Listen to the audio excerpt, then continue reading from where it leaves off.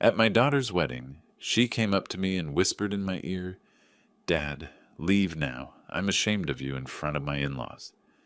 That same evening, she called, "Transfer me $50,000 to cover the wedding costs." I replied with just 3 words she'll never forget.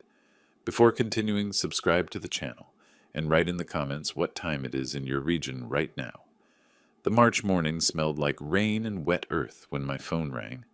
I was in the vineyard, checking the dormant vines for winter damage, my hands stained with soil that no amount of scrubbing ever completely removes. 20 acres of Cabernet Sauvignon stretching across the Napa hillside, my life's work, my pride, my legacy. "Dad, I have news!" Vanessa's voice burst through the speaker, bright with that electric energy she'd had since she was a little girl, discovering something wonderful. My heart lifted. "Austin proposed. We're getting married." For exactly 3 seconds, I was happy. Then I heard the shift in her tone, that nervous edge that mothers learn to detect, that fathers pretend not to notice. "That's incredible, sweetheart," I said, pulling off my work gloves. "When did—" "There's just one thing." The brightness dimmed. "His parents want to meet you. Tomorrow, for dinner. Here at your place. Tomorrow. Not, would you be available, or when works for you. Tomorrow, like a summons." "Of course," I said slowly. "I'd love to meet them. What's Austin's family like?" Silence stretched across the line, the kind of silence that says more than words. "They're successful, Dad. His father, Roger, is a real estate developer in San Francisco. Big projects. His mother, Charlotte, comes from old money. The Wellingtons." The way she said it, like I should recognize the name, like it should mean something, sent a chill down my spine. I looked at my dirt-caked boots, at the vineyard stretching behind me, at the modest farmhouse where I'd raised her after her mother died 8 years ago. "Sounds impressive," I said carefully. "What time should I expect everyone?" 6 o'clock. "And Dad?" Another pause. Maybe dress nice. They're used to certain standards." I hung up feeling unsettled in a way I couldn't name. Something in her voice, that apologetic tone, like she was bracing for impact, sat wrong in my gut. The next day, I cleaned the house, put on my good shirt, the blue one Vanessa bought me last Christmas, set the dining table with the nice dishes. I'd planned a simple dinner, roasted chicken, vegetables from my garden, a bottle of my 2019 Cabernet that had won a bronze medal at the county fair. Honest food, honest wine. Vanessa arrived 2 hours early, her BMW crunching on the gravel drive. She stepped out wearing designer clothes I didn't recognize, her face tight with anxiety. "Dad, we need to talk before they get here." She walked through my house like a health inspector, her eyes cataloging everything with barely concealed dismay. The worn leather couch, the framed photos of her childhood on the mantel, the awards from local wine competitions, my work boots by the door. This is very you," she said, which somehow didn't sound like a compliment. "What's wrong, Vanessa?" She turned to face me, and I barely recognized the woman standing in my living room. This wasn't my daughter, the girl who'd helped me harvest grapes every autumn, who'd laughed when juice stained her clothes. Purple, who'd cried in my arms when her mother died and told me we'd get through it together. "Dad, the Prestons are from San Francisco. They move in certain circles. Roger's development projects are worth hundreds of millions. Charlotte sits on the boards of 3 museums. They have expectations." "Expectations," I repeated flatly, "about presentation, about how things should look." She gestured vaguely at my home, at me. "Maybe you could change into something more formal? And when they talk about their work, just let them talk. Don't mention the vineyard too much. They might not understand the scale of what you do here." Something cold settled in my chest. The scale of what I do? You know what I mean. It's not a big commercial operation. It's more of a hobby vineyard. 20 acres, 30 years of work, wines that had won competitions, that had been served at weddings and anniversaries, that had paid for her college education. A hobby. "Vanessa, I'm not going to pretend to be someone I'm not." "I'm not asking you to pretend." Her voice rose, cracking with frustration. "I'm asking you to make a good impression. This is important to me. Austin's family is important. Can't you just try?" "Try to what? Be ashamed of who I am?" That's not what I said. It's what you meant. We stood in my living room, the room where I'd read her bedtime stories, where we'd decorated Christmas trees, where she'd shown me her college acceptance letter, staring at each other like strangers. "They'll be here in an hour," she said finally, her voice cold. "Please, please." She left me standing there, my good shirt suddenly feeling inadequate, my home looking shabby through her eyes. I walked to the window and looked out at my vineyard, at the vines I'd planted with my own hands, at the land that had sustained us. For the first time in 8 years, since the day I'd buried my wife, I felt truly alone. And I had a terrible feeling this was only the beginning. I didn't change my shirt, call it stubbornness, call it pride, I don't know. But I stood at that window for a long time, remembering.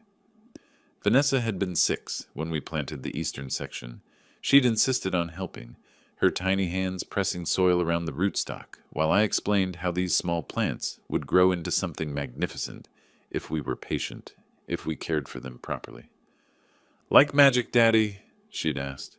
"No, sweetheart," I'd told her. "Better than magic. It's work and time and love." She'd believed me then. She'd believed in this place, in this life. When had that changed? I traced the timeline backward.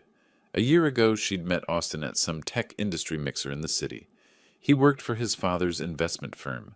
Or rather, he had an office there and a title that sounded important. She'd been excited, talking about him constantly. "He's so sophisticated, Dad. So polished. He knows all these fascinating people." 6 months ago, the visits home became less frequent. When she did come, she'd glance around the house with a look I'd started recognizing. The same look tourists gave roadside farm stands. Appreciative but distant, like it was quaint but not quite real. 3 months ago, she'd suggested I might want to update the house. "Just small things, Dad. Maybe new furniture, something more contemporary." I'd laughed it off, not understanding she was serious. Now I understood. She'd been preparing me for this moment, or rather, preparing herself to be embarrassed by me. The Tesla arrived precisely at 6. I knew it was a Tesla because Vanessa had mentioned it 3 times in the past hour, like the car brand was somehow relevant to my character assessment. Through the window, I watched 3 people emerge. Austin, tall and sharp-edged in an expensive suit. Roger, his father, built like someone who'd won at life and expected acknowledgement of that fact. And Charlotte, blonde and brittle, scanning my property with the expression of someone calculating property values. I opened the door before they could knock. Old habit, you greet guests. You don't make them wait on the porch. "Mr. Cooper," Austin said, extending his hand without warmth. "Good to finally meet Vanessa's father." His grip was aggressive, like he was making a point. I matched it and watched his eyes flicker with surprise. Vineyard work builds strength, the kind that doesn't advertise itself in gym muscles. "Leonard," I said, "please come in." Charlotte stepped inside and immediately began what I can only call an inventory, her gaze sweeping across every surface, every piece of furniture, every choice I'd made in 30 years of living here. She smiled, but it didn't reach her eyes. "What a rustic home," she said. "So authentic." Authentic, like I was a museum exhibit. "We like it," I said simply. Roger moved past the pleasantries to what clearly interested him more. "Nice piece of land you've got here, Leonard. How many acres?" 20. "Must be worth a pretty penny these days. Napa real estate has been climbing. You ever think about selling?" We hadn't been inside my house for 2 minutes, and he was already appraising it like livestock. "Not interested in selling," I said. "This land's been my life's work. Everything's for sale at the right price." He said it casually, like it was a universal truth, like my life's work was just another transaction waiting to happen. Dinner was exactly as uncomfortable as I'd feared. I served the food I'd prepared, good food made with care, but Charlotte picked at it like she was searching for violations. Roger dominated the conversation, talking about his development projects, with the assumption that everyone was fascinated. Austin performed support, throwing in comments about investment strategies and market opportunities. Vanessa laughed at their jokes, loud, nervous laughter that didn't sound like her. When I tried to talk about the vineyard, about the process of winemaking, she cut me off. "Dad, they don't need to hear all the technical details. I was just explaining." I'm sure it's very interesting to you, Charlotte interrupted with poisonous sweetness. But Roger was telling us about the museum benefit. It raised over $3 million. Can you imagine? $3 million for a single event. The message was clear. Your small concerns don't register in our world. I poured the wine I'd brought up from the cellar, one of my best bottles, a 2019 that had taken years to develop its complexity. Roger took a sip and nodded like he was confirming something unfortunate. Not bad for a hobby operation, he said. Charlotte and I usually drink from the Rothschild collection, but this has character. Character. The way he said it, it wasn't a compliment. Austin leaned back in his chair, gesturing with his wineglass. Real estate's the smart play these days, Leonard. Land like this in Napa, you could sell, invest the capital properly, and make more in a year than you do farming grapes. I'm not farming grapes for the returns, I said quietly. I'm making wine because it matters. He smiled, the smile of someone who'd just confirmed you were exactly as naive as he'd suspected. When they finally left, Vanessa lingered on the porch. That went well, she said, trying to convince herself. They liked you. I looked at my daughter, this stranger wearing Vanessa's face, and felt something break inside my chest. Did they? Or did they just confirm everything they already assumed? Dad, don't be dramatic. You're being too sensitive. Am I? Or am I finally seeing clearly? She drove away without answering, taillights disappearing down the hill. I sat on the porch as darkness settled over the vineyard, the vines silent witnesses to everything that had just happened. For 8 years since losing my wife, this land had been enough.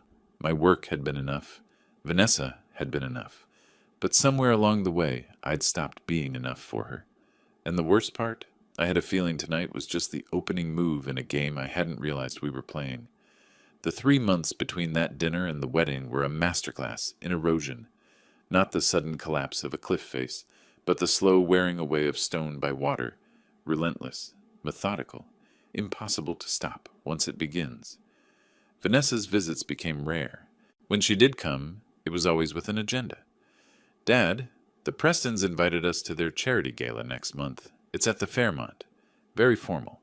Maybe you could buy a proper suit? Something tailored? I was pruning vines when she said it, my hands steady with the shears. I have a suit. You have a suit from 2010 that you wore to Aunt Marie's funeral. It still fits, she sighed. That particular sigh people use when they've decided you're being deliberately difficult. This is important to me. These events matter. People notice these things. People. Not I notice. People. As if she'd outsourced her judgment to a committee of strangers in expensive clothes. I'll think about it, I said, which we both knew meant no. She drove away frustrated, and I returned to the vines. Funny thing about grapevines, they don't care what you wear. They respond to consistency, patience, and honest work. No performance required. Austin started appearing too, always unannounced. He'd drive up in that silent Tesla, emerging with his designer sunglasses and practiced smile like he was doing me a favor by visiting. Just thought I'd check in, Leonard, see how you're managing the property. Managing. Like I was a caretaker rather than the owner. He'd walk through the vineyard, asking questions that sounded innocent but weren't. How much maintenance does 20 acres require? Must be exhausting at your age. Ever think about scaling back, maybe selling a few acres to make life easier? The first time, I was polite. The second time, I was firm. By the fourth visit, I understood what I was looking at. A wolf circling, testing for weakness, waiting for the moment to strike. Land's not for sale, Austin. Of course not, he'd say smoothly. Just concerned about you. Vanessa worries. We both do. Liar. I could see it in his eyes, the way they tracked across my property, like a calculator running numbers. He didn't see soil and vines. He saw dollar signs and development potential. Charlotte called during these visits, too. She had Vanessa's number memorized and a talent for timing her calls. When I was within earshot, her voice would carry through the phone, sharp and penetrating. Darling, about the wedding. We really must discuss the father of the bride situation. I know you love him, but presentation matters. Perhaps he could sit at a side table. We can't have him at the head table in that old suit. What would the Harringtons think? I watched my daughter's face during these calls, watched her agree, watched her apologize for me like I was a problem to be managed rather than a person to be defended. Mom says maybe you could skip the reception? she asked once, not meeting my eyes. "You could come to the ceremony and then leave before dinner. It might be easier." Easier for whom? For everyone. Everyone. There was that word again. The invisible jury that had convicted me of the crime of being insufficiently impressive. I noticed other things, too. The way Vanessa's vocabulary changed, peppered with phrases like optics, and networking opportunities, and brand alignment.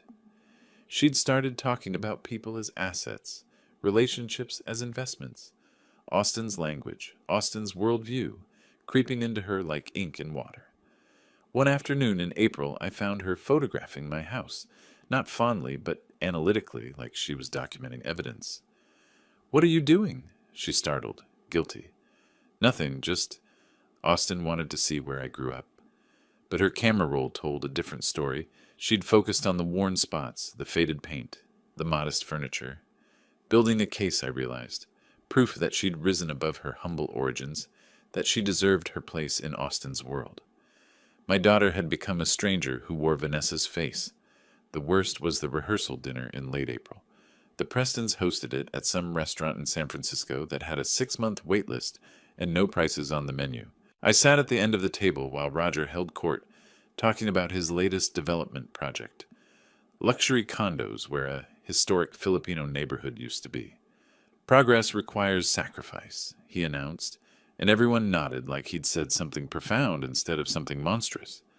Charlotte monopolized Vanessa, discussing flower arrangements and guest lists, and whether the champagne should be Cristal or Dom P. Rignon. My daughter listened like a student before an exam, desperate to get the answers right. Austin caught my eye once and smiled. A predator's smile, all teeth and no warmth. In that moment, I understood something fundamental. This wasn't about Vanessa. It had never been about Vanessa. She was a means to an end, and the end was sitting on 20 acres of California wine country, worth more than Austin would make in a decade. I excused myself early, claiming exhaustion. Nobody protested. I don't think anyone noticed I'd left. Driving home through the dark hills, I passed vineyard after vineyard. Small operations like mine, family businesses built over generations. Each one represented someone's life work, their legacy. Their dreams fermented into something beautiful through patience and care. Austin and his father saw these places as obstacles to profit. Vanessa had started seeing them that way too. I was losing my daughter to people who valued nothing but acquisition.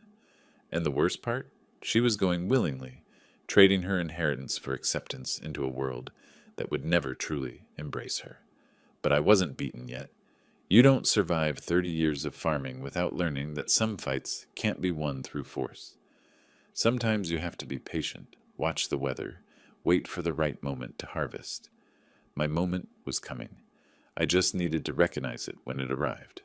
The wedding invitation arrived in early May, heavy cardstock with gold embossing, my name rendered in calligraphy that probably cost more than my monthly water bill. Dress code, black tie. Location, the Preston Estate, Atherton.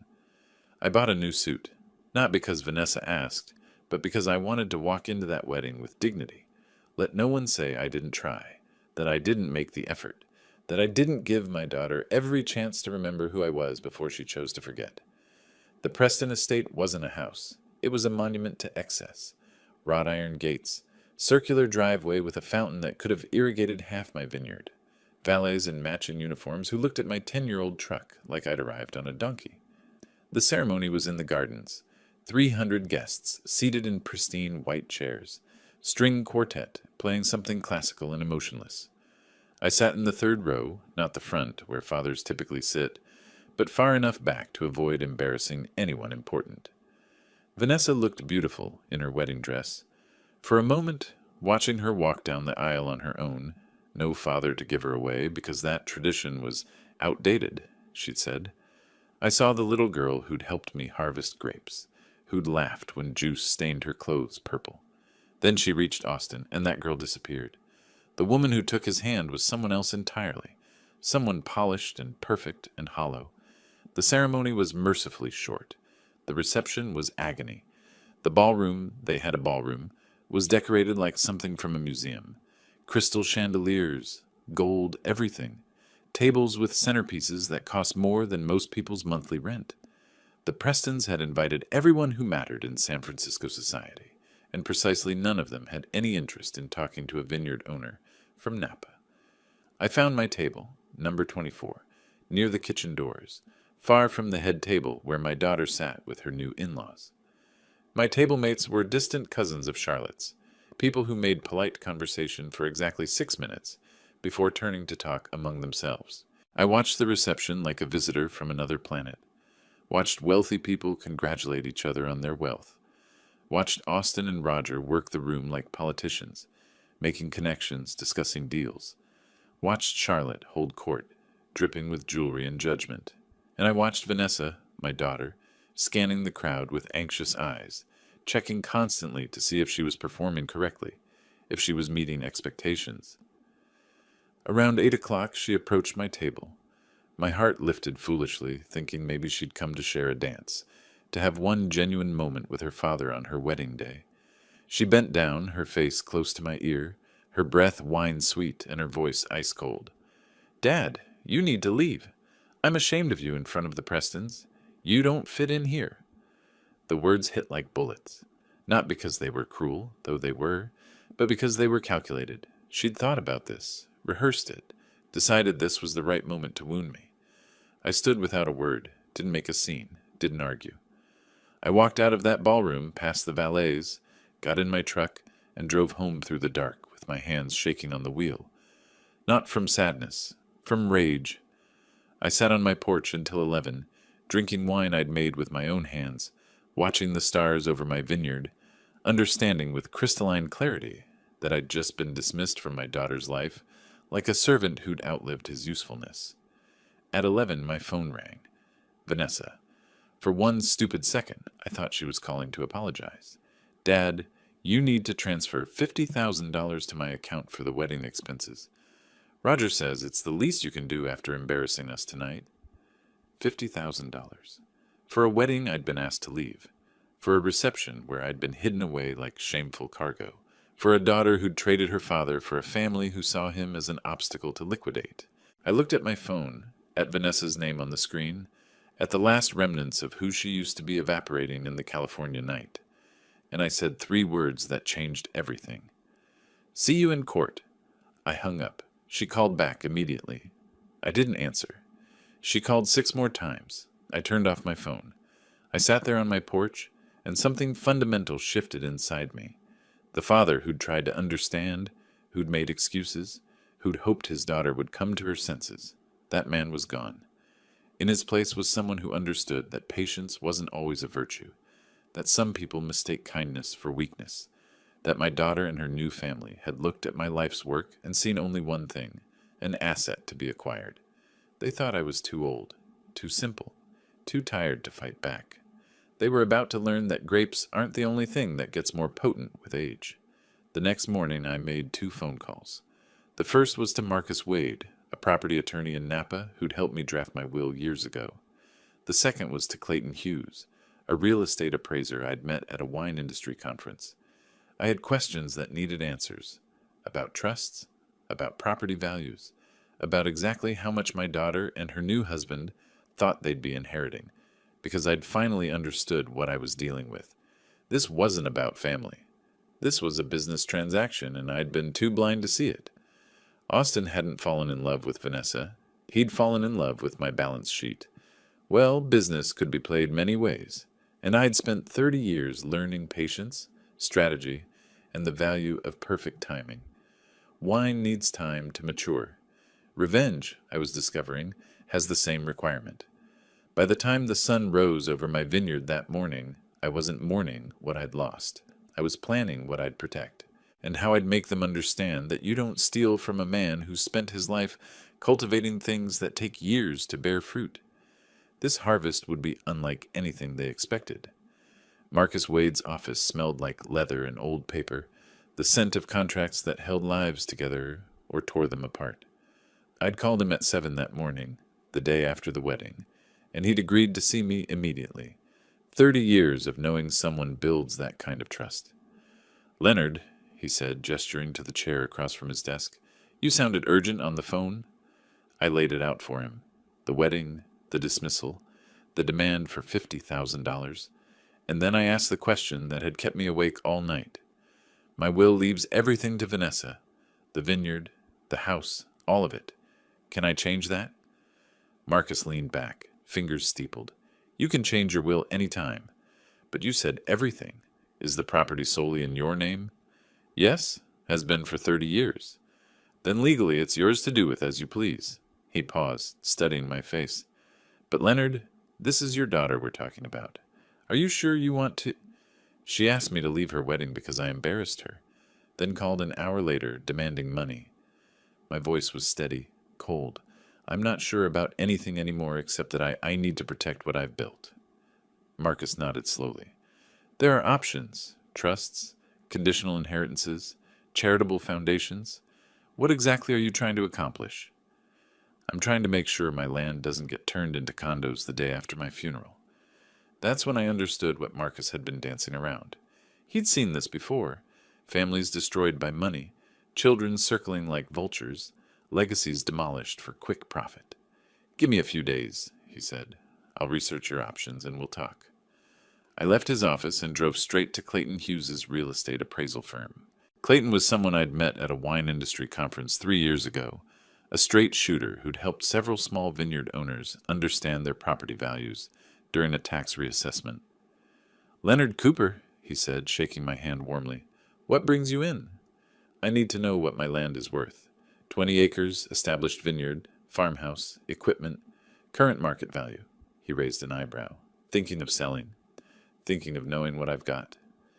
It took him 2 days. When he called me back, the number hit me like a punch. 4.2 million, Clayton said. The Napa market has exploded in the past 5 years. Your location, your established vines, your water rights. You're sitting on a gold mine, Leonard. $4.2 million. I'd known the land was valuable, but this was generational wealth. This was why Austin had started showing up, why Roger had asked about selling, why the whole Preston family had tolerated my daughter marrying beneath their perceived station. They weren't tolerating anything. They were investing. Clayton, one more question. Has anyone contacted you or any other appraisers about my property recently? Silence on the other end. Then carefully, I can't discuss other clients. I'm not asking you to. I'm asking if someone has been shopping around valuations for land they don't own yet. Another pause. Leonard, I can't confirm names, but I can say that 3 weeks ago, someone did ask me to provide a preliminary valuation for a property matching your description. They said it would be changing hands within the year, and they were interested in development potential. My hands tightened on the phone. Development potential? They specifically asked about subdivision possibilities. How many lots could fit on 20 acres? What the zoning restrictions were? Whether the agricultural designation could be challenged. I thanked Clayton and hung up. Stood in my living room, looking out at the vineyard I'd spent 30 years cultivating, understanding with perfect clarity what I'd been too blind to see before. Austin hadn't fallen in love with my daughter. He'd fallen in love with my address. The wedding wasn't about family. It was a business transaction. Get the girl, wait for the old man to die, inherit the land, bulldoze the vines, subdivide the property, build luxury homes, flip them for millions. Vanessa was a key to a vault she didn't even know existed, and I'd been so focused on losing my daughter that I'd missed the wolf already inside my house, measuring the walls. That evening I opened a bottle of my 2018 reserve, the wine I'd been saving for a special occasion. This qualified. I sat on my porch as the sun set over the hills, turning the sky the color of young Pinot Noir, and I thought about patience. Wine doesn't rush. You can't force fermentation, can't hurry aging, can't skip the careful process of turning bitter grapes into something worth savoring. Any fool can crush grapes and get juice. The art is in the waiting, the watching, the knowing exactly when to act. Austin and his family had made a fundamental mistake. They'd assumed that because I was simple, I was stupid. That because I worked with my hands, I didn't understand numbers. That because I was patient, I was passive. They were about to learn the difference between patience and weakness. My phone rang. Vanessa. I watched it buzz on the table, her name illuminated in the gathering dark, and I didn't answer. She called 3 more times that week. I ignored each one. Let her wonder. Let her worry. Let them all start to suspect that maybe the old man wasn't quite as cooperative as they'd assumed. Marcus called on Friday. I've drafted 3 options for you. Can you come in Monday? I'll be there. I spent the weekend in the vineyard, tending the vines, checking the irrigation, doing the work that had defined my life. But now I saw it differently. This wasn't just my livelihood anymore. It was a fortress, and I was preparing its defenses. Monday morning, Marcus spread the documents across his desk like a general planning strategy. Option 1, revocable trust. You maintain control, but can change terms anytime. Option 2, irrevocable trust with conditions. Option 3, full transfer to a charitable foundation upon your death. I studied each one, understanding their implications. The irrevocable trust. Explain that one again. You transfer the property into a trust. Upon your death, it goes to designated beneficiaries, but only if they meet specific conditions you set now. If they don't meet those conditions, it goes to a backup beneficiary, usually a charity. And once it's set up, I can't change it. Not without extraordinary circumstances. That's the irrevocable part. But it also means no one can pressure you to change it later. I thought about Austin, about Roger, about their lawyers and their money, and their absolute certainty that they could manipulate an old man into giving them what they wanted. Let's do the irrevocable trust, I said, with very specific conditions. Marcus smiled grimly. What kind of conditions? The kind that separate people who love the land from people who love the money. We worked for 3 hours, drafting terms that would protect my legacy while giving Vanessa one chance, one narrow, difficult chance, to prove she valued what I'd built more than what it could be sold for. When we finished, Marcus looked at me with something like respect. Leonard, this is bulletproof, but it's also going to make you extremely unpopular with your family. Marcus, they kicked me out of a wedding and demanded $50,000. I don't think we're at risk of losing anything that still exists. He nodded. I'll have the final documents ready by Friday. We'll need witnesses, notarization, the full legal framework. Once you sign, there's no going back. Good, I said. No going back is exactly what I want. June arrived with the heat that makes grapes swell on the vine. I'd spent 3 weeks quietly, methodically building my fortress. The trust was signed, notarized, filed with the county. My will was updated. Everything was in order. Vanessa had called 14 times. I'd answered none of them. Let silence do its work. The appraisal was complete. The trust was ironclad. And I'd added one final touch. I'd asked Clayton to document every inquiry he'd received about my property, including dates, names when possible, and specific questions asked.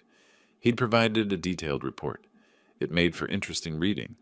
Austin Preston had contacted 4 different real estate firms about my land. Not his family's future property or his father-in-law's vineyard. He'd specifically said the Cooper property like it was already his to sell. I was admiring this documentation on a Thursday afternoon when I heard the crunch of tires on gravel. Not the usual delivery truck or neighbor's car, multiple vehicles. I walked to the window. Vanessa's BMW, Austin's Tesla, and a gray sedan I didn't recognize. Showtime. They approached the door with the confidence of people who've already won. I opened it before they could knock, because I wanted them off balance from the start. Dad? Vanessa said, trying for warmth and achieving something closer to anxiety. We've been trying to reach you. I know. I've been busy. We need to talk. She gestured to the 2 men beside her. This is Austin, of course, and this is Mr. Pemberton. He's a notary. We thought it would be helpful to have him here for what we need to discuss. A notary. They'd brought a notary to my house. The audacity was almost impressive. Come in, I said pleasantly. Let's discuss. They settled in my living room, the same room where they'd once sat at dinner, barely concealing their contempt. Austin held a leather folder like it was a sacred text. Vanessa perched on the edge of the couch, her hands clasped tight. Dad, she began, using the voice people use with confused elderly relatives, we're concerned about you. Managing this property alone at your age, it's a lot of responsibility. I've managed fine for 30 years. But things change, Austin interjected smoothly. Property values, tax implications, maintenance costs. We think it might be time to consider transferring ownership to family, who can handle the complexity. He said family like the word meant something, like he hadn't married my daughter 3 weeks ago, primarily for access to my land records. Handle the complexity, I repeated. You mean sell it. Vanessa's eyes flickered. Not necessarily sell, but having options is smart. The Prestons have connections with developers who could maximize the property's value by tearing down everything I've built and putting up houses. Silence. Austin's smile tightened. Let's not be dramatic, Leonard. We're talking about securing your legacy, Vanessa's future, our family's financial stability. Our family, I said softly. Is that what we are? Austin opened the folder with a flourish. We've had attorneys draft transfer documents. Simple, straightforward. You deed the property to Vanessa now, maintain lifetime residence rights, and ensure everything transitions smoothly when the time comes. He slid the papers across my coffee table like he was doing me a favor. The notary shifted, uncomfortable, probably wondering if he was witnessing elder manipulation and whether he should object. I looked at the documents without touching them, looked at my daughter, who couldn't meet my eyes, looked at Austin, whose smile had the quality of a shark scenting blood. Then I stood up, walked to my desk, and retrieved my own folder. Interesting, I said, returning. I have some documents, too. I laid them out, methodically. The property appraisal showing $4.2 million, the report from Clayton listing Austin's inquiries to real estate firms, the signed and notarized irrevocable trust documents. The color drained from Austin's face like wine from a broken bottle. It was magnificent. His jaw went slack, his eyes widened, and for 3 beautiful seconds he looked exactly like what he was, a con artist realizing the mark just turned the tables. What is this? His voice came out strangled. This, I said calmly, is an irrevocable trust. As of 3 weeks ago, this property is no longer mine to give away. Upon my death, it transfers to a charitable foundation supporting small family wineries, unless my daughter meets very specific conditions. What conditions? Vanessa whispered. She must work this vineyard personally for 5 years. She cannot sell the land for 15 years. She must maintain it as a working agricultural operation. I paused. Otherwise, it all goes to charity. Every acre, every vine, every dollar. Austin's face had progressed from white to a mottled red. You can't do this. I already did, 3 weeks ago, while you were calling appraisers about development potential. I tapped the report. Did you really think Clayton wouldn't tell me?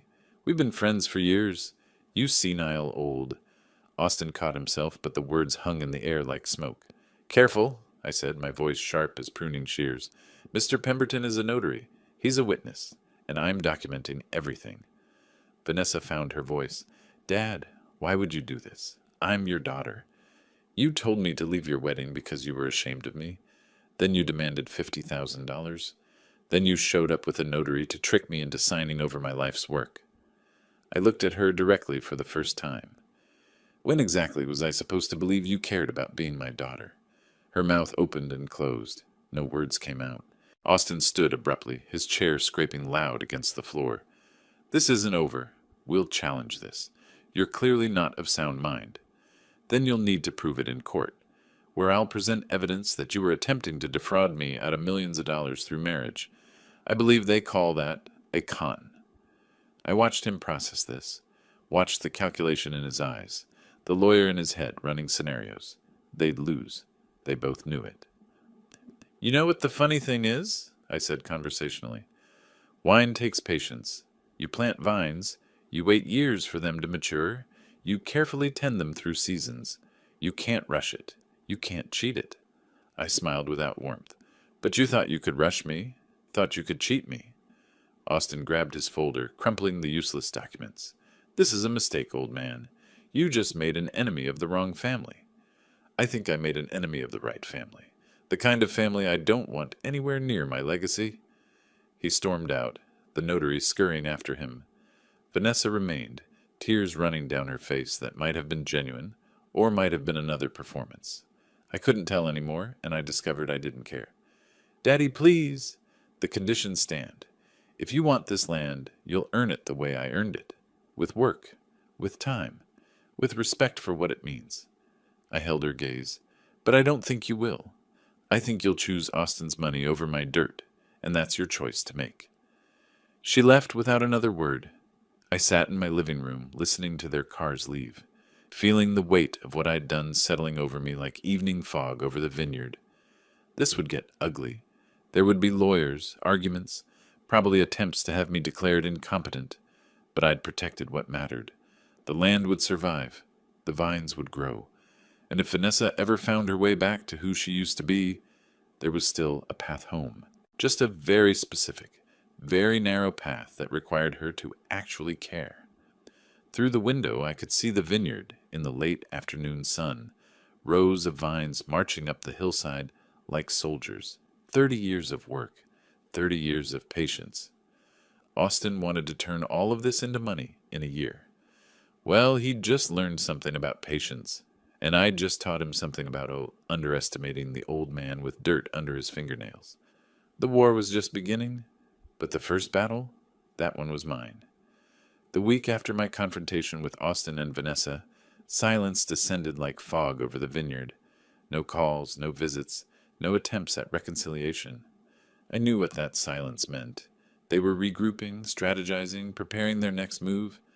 I wasn't idle either. Marcus and I spent hours reviewing the trust documents, looking for any possible weakness they might exploit. We found none. The paperwork was airtight, witnessed by 3 people, notarized, and filed with every relevant agency. My mental competency at the time of signing was documented by my doctor, who'd given me a routine physical 2 days before. Everything was bulletproof, but I underestimated Roger Preston's reach. The first attack came through my neighbor, Isabella Rossi, who owned the vineyard adjacent to mine. She stopped by on a Tuesday morning, her face troubled. "Leonard, I need to tell you something. A man came to see me yesterday, said he was a lawyer representing your daughter. He was asking questions about you." "What kind of questions?" "About your memory, whether you seemed confused lately, whether you'd been acting strangely." Her eyes were worried. "I told him you were sharp as ever. But Leonard, what's going on?" I explained the situation, not all of it, but enough. Isabella listened, her expression hardening. "They're trying to build a case that you're incompetent," she said, "to invalidate the trust." "I know, but I saw it coming." By mid-July, the legal papers arrived. Roger Preston had hired Whitmore and Associates, one of San Francisco's most aggressive law firms. They were filing a petition to have the trust declared invalid on grounds of diminished mental capacity. Supporting the petition was an affidavit signed by Vanessa Cooper Preston, stating that her father had exhibited confusion, memory loss, and erratic decision-making consistent with early-stage dementia. Reading my daughter's signature on that document felt like swallowing broken glass. Marcus called immediately after receiving his copy. "Leonard, this is serious. They're not playing around. Neither am I. What do we need? Medical evaluation, cognitive testing, character witnesses. And we need to be proactive. We can't just defend. We need to attack their credibility." "What do you mean?" "I mean, we find out why Austin really married your daughter. We prove this was fraud from the beginning." I remembered Clayton's report about Austin contacting real estate firms. I might already have something.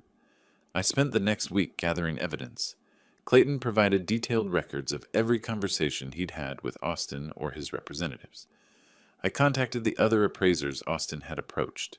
2 of them were willing to provide statements about his specific questions regarding subdivision and development. But the real breakthrough came from an unexpected source. I was in town buying supplies when I ran into Jack Morrison, a realtor I'd known casually for years. He pulled me aside at the hardware store. "Leonard, I heard about your legal troubles. I thought you should know. Austin Preston approached me in April. He wanted to know the development potential of your land. Asked specifically about turning 20 acres into luxury home lots. Do you still have records of that conversation?" "Better. I have emails. He was very specific about timelines. Said the property would be in family hands by summer and ready for development by fall." Jack's expression was grim. "He wrote that in April, Leonard, 2 weeks before his wedding." Evidence, cold, hard, documented evidence of premeditated fraud. Marcus moved fast. He filed a counterpetition alleging that Austin Preston had entered into marriage with Vanessa Cooper for the specific purpose of gaining access to property he intended to develop for profit. We attached the emails, the appraiser statements, Clayton's detailed report. Then Marcus did something brilliant. He subpoenaed Austin's phone records and email accounts for the period between his engagement and the wedding. The hearing was set for late July. I arrived at the courthouse in Napa, feeling like I was 64 going on 100.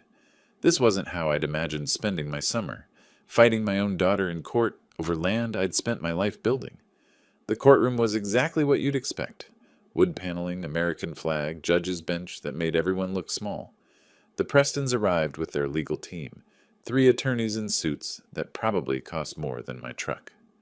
Vanessa sat between Austin and Charlotte, her face pale and set. She didn't look at me once. The judge, a woman named Margaret Chen, who'd been on the bench for 20 years, read through both petitions with the expression of someone who'd seen every scheme humanity could devise.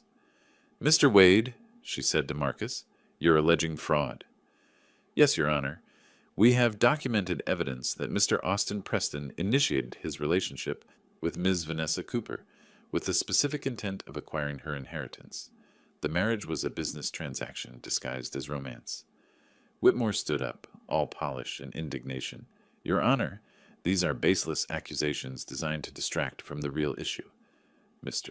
Cooper's declining mental state and his irrational decision to disinherit his only child." "Then let's examine that mental state," Judge Chen said. "I'm ordering an independent psychiatric evaluation of Mr. Cooper. And Mr. Wade, I'm granting your discovery motion. Mr. Preston's communications are subject to subpoena." Austin's face went rigid. Roger leaned over to whisper something to their lead attorney, his expression thunderous. "We'll reconvene in 30 days, Judge Chen announced, "by which time I expect complete medical evaluation and all requested documents. This court is interested in the truth, gentlemen, not theater." We filed out. In the hallway, Roger Preston intercepted me, his face a mask of controlled rage. "You're making a mistake, old man. We have resources you can't imagine. Lawyers who specialize in destroying people like you?" I looked at him, this titan of San Francisco real estate who thought money could buy anything, even stolen land. "Roger, I've spent 30 years growing things. You know what I've learned? You can't force growth. You can't buy maturity. And you definitely can't steal patience." I smiled without warmth. "You're about to learn that the hard way." His face darkened, but before he could respond, Marcus pulled me away. In the parking lot, I sat in my truck for a long moment before starting the engine. The battle lines were drawn. The Prestons would throw everything they had at me: money, lawyers, social pressure, attempts to destroy my credibility. But I had something they didn't. I had the truth. And in my experience, truth was like good wine. It might take time to appreciate, but eventually everyone recognizes quality. I drove home through the valley, past vineyard after vineyard, each one representing someone's dream, made real through work and time. The Prestons saw all of this as just real estate, just numbers on a balance sheet. They were about to learn that some things aren't for sale, and some old men aren't as easy to bury as they look. The war had truly begun. But I'd fought drought, disease, bad harvests, and economic downturns. Roger Preston and his lawyers, they were just another challenge to weather. And I was very good at weathering storms. The psychiatric evaluation took place on August 3rd, in a sterile office that smelled like disinfectant and judgment. Dr. Sarah Chen, no relation to the judge, put me through 4 hours of cognitive testing. Memory recall, problem solving, spatial reasoning, emotional stability assessment. I answered every question, solved every puzzle, remembered every word in the sequence she gave me. When we finished, she looked at her notes and then at me. "Mr. Cooper, your cognitive function is well above average for your age. No signs of dementia, no memory impairment, no evidence of diminished capacity. Your decision-making faculties are completely intact. Can you put that in writing? I'll submit my report to the court by Friday." One problem solved, but the Prestons weren't done. The next attack came through the Napa wine community. Suddenly, rumors began circulating. Leonard Cooper was losing his mind, making wild accusations against his son-in-law, destroying his daughter's marriage out of senile paranoia. Charlotte Preston, it turned out, sat on the board of 2 wine industry associations. She was using every connection she had to isolate me professionally. 2 suppliers I'd worked with for years suddenly stopped returning my calls. A restaurant that had been buying my wine for a decade canceled their standing order. The message was clear: cross the Prestons, pay the price. Isabella noticed it too. They're trying to strangle you economically, force you to settle. Let them try. I've weathered worse. But I'd be lying if I said it didn't hurt. Watching my reputation, built over 3 decades, get shredded by whispers and innuendo from people who'd never spent a day working soil. Marcus called with worse news. Leonard, they're pushing hard on the discovery. Their lawyers are arguing that Austin's emails are protected by attorney-client privilege. He wasn't talking to lawyers. He was talking to real estate agents.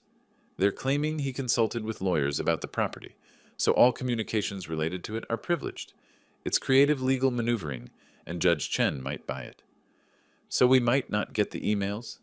We might not get all of them. But Leonard, there's something else. Vanessa is giving a deposition next week. They're going to have her testify to your supposed mental decline. My daughter, in a courtroom, lying about me under oath. Can we depose Austin? We can try, but he'll have 3 lawyers coaching every word. The deposition happened in a conference room that felt designed to intimidate. All glass and chrome and uncomfortable chairs. Vanessa sat across from Marcus, her lawyers flanking her like guards. I wasn't allowed in the room, but I read the transcript afterward. Marcus asked her direct questions. When did you first notice your father's mental decline? Can you provide specific examples? Did you document these concerns with his doctor? Her answers were vague, contradictory. He seemed confused sometimes. He forgot conversations we'd had. He made this trust decision so suddenly. But under pressure, she fell apart. She couldn't provide dates, couldn't give specific examples, couldn't explain why she'd never mentioned any concerns to his doctor or neighbors. By the end, even her own lawyers looked uncomfortable. Then Marcus asked the killing question, Ms. Preston, when did your husband first express interest in your father's property? That's not relevant. Please answer the question. When did Austin Preston first discuss the value or development potential of your father's vineyard? Long silence in the transcript. Then, I don't recall exactly. Was it before or after your engagement? I said I don't recall. Marcus sent me the transcript with a note. She's protecting him, but she's lying badly. Our break came from an unexpected source, Austin's own arrogance. One of the appraisers Clayton had contacted, a man named David Torres, called me directly. Mr. Cooper, I thought you should know. Austin Preston tried to pressure me into withdrawing my statement. He implied there would be professional consequences if I testified against him. Can you document that? I recorded the phone call. California is a 2-party consent state, so it's legal. Marcus nearly shouted when I told him, That's witness tampering. That's a felony. We submitted the recording to the court. Judge Chen's response was swift and brutal. She sanctioned the Preston legal team, ordered all of Austin's communications turned over immediately without privilege protection, and moved the hearing up by 2 weeks. The court, she wrote in her order, will not tolerate attempts to obstruct justice or intimidate witnesses. The documents arrived 3 days later. Boxes of them. Emails, texts, phone records. Marcus and I spent 2 solid days reading through Austin Preston's digital life. It was all there, every bit of it. Emails to his father. The old man's sitting on at least $4 million. Vanessa's the key. Text to a business partner. Wedding in May. Property transfer by summer. Development by fall. This is going to be huge. Messages to Vanessa that made my stomach turn. Don't worry about your dad. Once we're married, the property becomes family assets. We'll handle him together. But the worst was an email Austin sent to Roger 2 weeks after the wedding. Subject line, the Cooper problem. Dad, the old man is more stubborn than expected. Vanessa can't convince him to sign over the property. We need to consider legal options to have him declared incompetent. Mom's friend knows a psychiatrist who specializes in elder care evaluations. Might be useful. They'd been planning this from the start. The whole incompetency petition wasn't a response to my trust. It was always their backup plan. Marcus filed an emergency motion, attaching the complete email chain. By the time we finished, we had documentation of fraud, elder abuse conspiracy, witness intimidation, and perjury in Vanessa's deposition. Judge Chen scheduled a hearing for August 26th. The night before, I sat on my porch with a bottle of my 2017 reserve, watching the stars over the vineyard. 30 years of work, and it had come down to this: a courtroom battle where my own daughter stood against me, defending a man who'd systematically planned to rob us both. Because that was the bitter truth I'd finally accepted. Austin had been using Vanessa just as much as he'd been using me. She was never his wife. She was his access code to a vault. Tomorrow I'd prove it. Tomorrow Judge Chen would see exactly what kind of people the Prestons were. But tonight I just felt tired and sad and old in a way that had nothing to do with years. Isabella found me there around 10. She sat down without asking, poured herself some of my wine, and we sat in silence for a long time. "You're going to win," she finally said. "I know. So why do you look like you've lost?"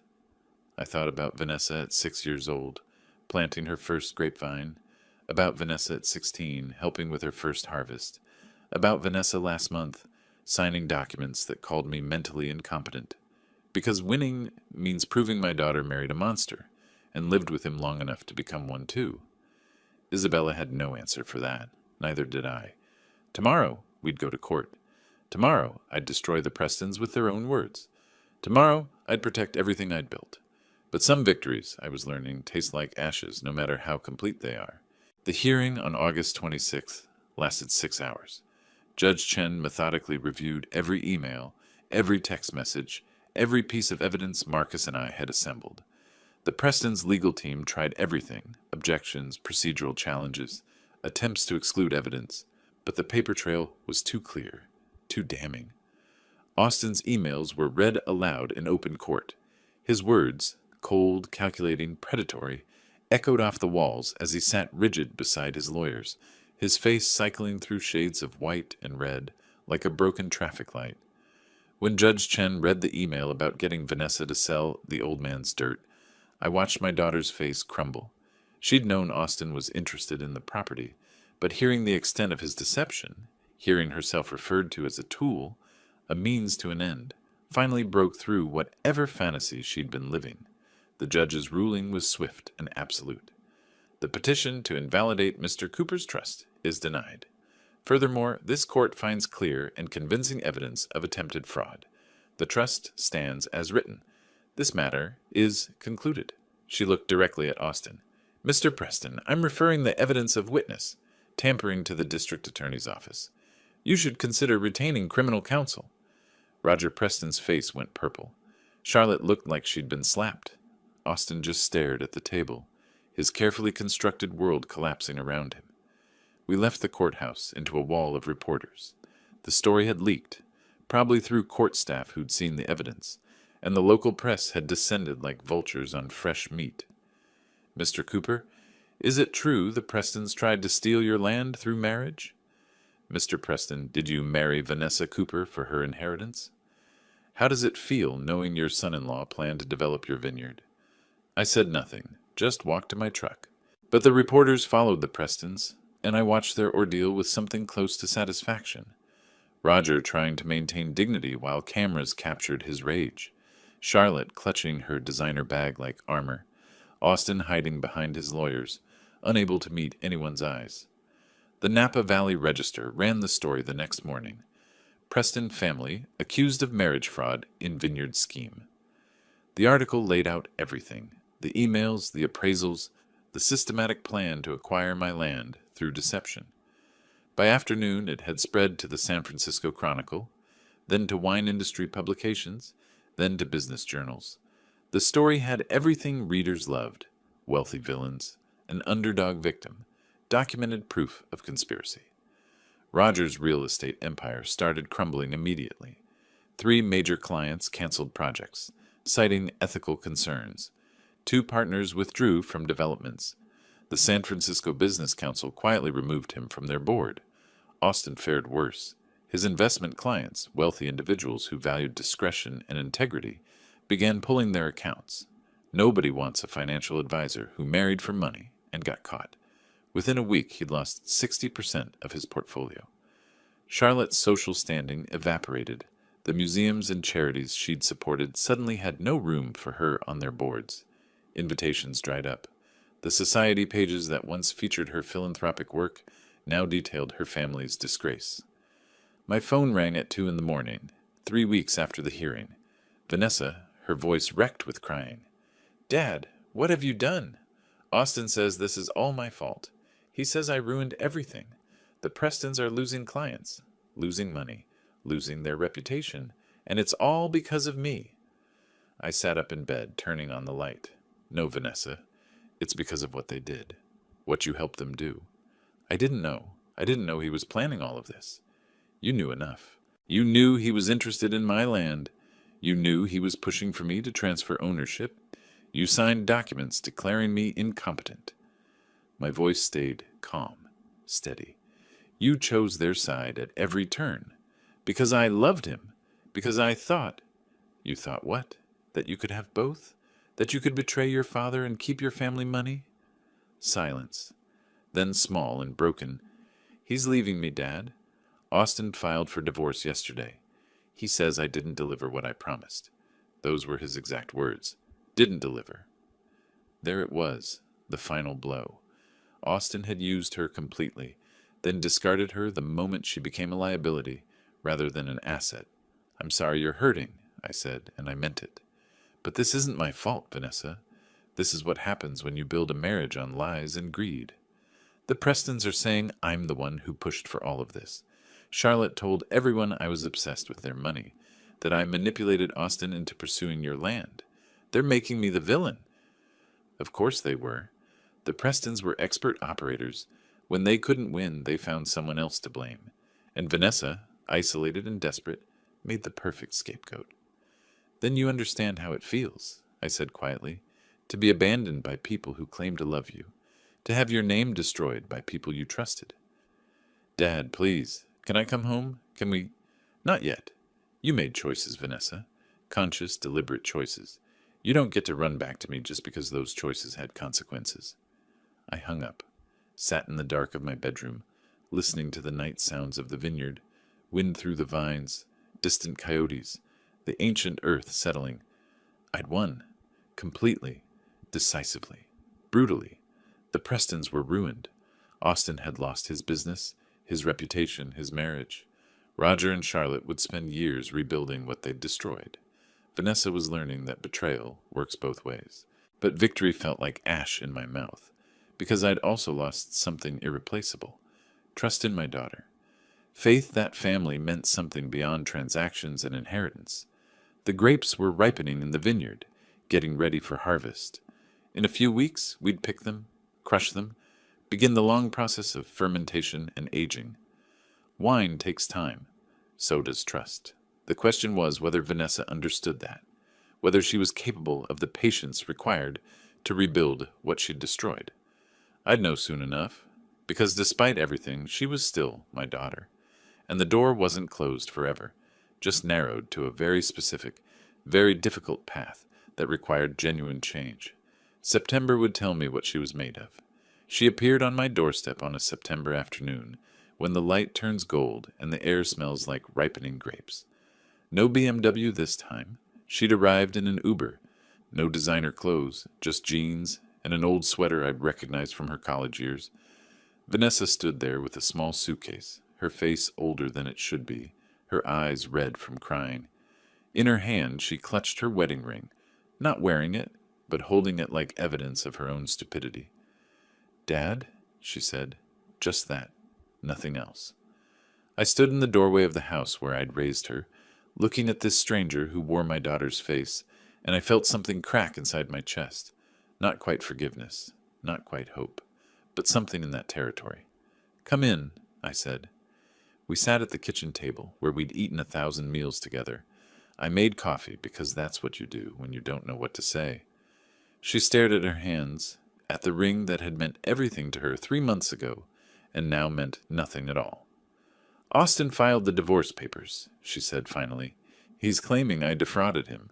says I promised him access to your property and then sabotaged the relationship. His lawyers are demanding I pay back the wedding expenses, all $200,000. I let that sink in. Can he do that? Probably not, but he's trying. The Prestons are burning everything down, and I'm in the blast radius. She looked up at me. I was stupid, Dad. Unforgivably stupid. I let them convince me that you were the problem, that you were holding me back, that your life was somehow less valuable than theirs. Why? Because I wanted to belong somewhere. After Mom died, I felt like I was drowning. And when Austin showed up with his perfect family and his perfect life, I thought that was the answer. I thought if I could just fit into their world, I wouldn't hurt anymore. She was crying now, tears tracking down her face in a way that reminded me painfully of her mother. But you didn't fit, I said gently. You just bent yourself into shapes that weren't you. I know. And by the time I realized it, I'd already burned everything down. I chose money over you, status over family, lies over truth. She wiped her eyes. The Prestons are blaming me for everything. Charlotte called me a gold digger at a charity event. Roger's lawyers are investigating whether they can sue me for damages. Austin told his friends I trapped him into marriage. They're scapegoating you, because that's what they do. They destroy people and walk away clean. She looked at me with something like wonder. But you didn't let them do it to you. You fought back. You protected yourself when I wouldn't protect you. We sat in silence. Outside, I could see the vineyard in the afternoon light, rows of vines heavy with grapes almost ready for harvest, 30 years of work, nearly stolen, now secure. I don't expect you to forgive me, Vanessa said. I don't expect anything, but I came to tell you that you were right. About everything. About Austin, about the Prestons, about what really matters. And I came to ask, her voice broke, is there any way back? I thought about the trust documents sitting in Marcus's office, the conditions I'd written that she'd have to meet, the years of work ahead if she wanted to inherit this land. There's a way, I said slowly, but it's not easy and it's not quick. Tell me. The trust has conditions. If you want this vineyard after I'm gone, you work here for 5 years. Not visiting, working, learning every aspect of winemaking. You live here, you tend the vines, you do the harvest. No shortcuts, no hired managers, no selling out after a year. 5 years, she repeated, and you can't sell the land for 15 years after that. If you violate either condition, everything goes to charity. The house, the equipment, all 20 acres. She absorbed this. You're saying I have to prove I care about this place more than the money. I'm saying you have to actually care about this place more than the money. Not prove it, become it. Vanessa looked out at the vineyard. I tried to see it through her eyes. 5 years of physical labor, of modest living, of patience and work without immediate reward. Everything the Prestons had taught her to despise. When do I start? She asked. Tomorrow. Harvest begins next week. You'll be here for every day of it. She nodded, something like determination crossing her face. I'll need to get my things from the apartment. Austin's lawyers are fighting over everything, but I don't care anymore. He can have it all. Vanessa, this won't be easy. Working a vineyard is backbreaking. The pay is barely enough to live on. Your friends won't understand. You'll be giving up. I'm not giving up anything that matters, she interrupted. I already lost what matters. This is trying to find it again. We talked for another hour, working out logistics. She'd move into the guest room, the same room she'd slept in as a child. She'd start with the basic tasks, pruning, irrigation management, soil testing. Marcus would update the trust to reflect her commitment. As the sun set, turning the hills the color of Merlot, I walked her out to the vineyard. We stood among the vines I'd planted 30 years ago, heavy with fruit that would soon become wine. Your mother helped to plant this section, I said. You were 6 years old. You dug holes with a trowel while she and I set the rootstock. I remember, Vanessa said softly. I asked if they'd grow into magic beanstalks. And I told you they'd grow into something better, something real. We stood there as darkness fell over the valley, two people who'd nearly destroyed each other, trying to find a path back to something resembling family. Those 3 words, Vanessa said, when I called demanding $50,000 and you said, see you in court. That changed everything, didn't it? It was the moment I stopped being your victim and started being your father again. the moment I chose to protect what I'd built instead of letting you tear it down. I'm glad you did, she whispered, even though it hurt, even though it exposed everything. I looked at my daughter, broken, humbled, finally willing to learn the lessons I'd been trying to teach her whole life. Lessons about patience, about work, about the difference between value and price. Grapes take time, I said. You can't rush fermentation. You can't shortcut aging. The best wine comes from patience and care and understanding that some things can't be forced. Like trust, Vanessa said. Like trust. The vineyard stretched around us in the darkness, vines rustling in the evening breeze. Somewhere in the distance I heard the sound of Isabella's tractor, my neighbor preparing for her own harvest, the rhythm of work that had sustained this valley for generations. I'd won my war, protected my legacy, taught the Prestons and their son that some old men aren't as easy to rob as they look. But the victory was bittersweet, complicated, real in the way that life is real, messy and painful and requiring constant tending. Vanessa would work the harvest. She'd live here, learn here, maybe find her way back to who she used to be. Maybe not. The trust would ensure that my land stayed land, that these vines kept producing fruit, that the work I'd done wouldn't be bulldozed for condos. That was enough. It had to be enough. Because wine, like family, like trust, like forgiveness, takes time and patience and the understanding that the best things in life can't be rushed, can't be bought, can't be stolen. They have to be grown. If you like this story, please like this video, subscribe to the channel, and share your impressions of this story in the comments. To listen to the next story, click on the box on the left. Thank you for watching.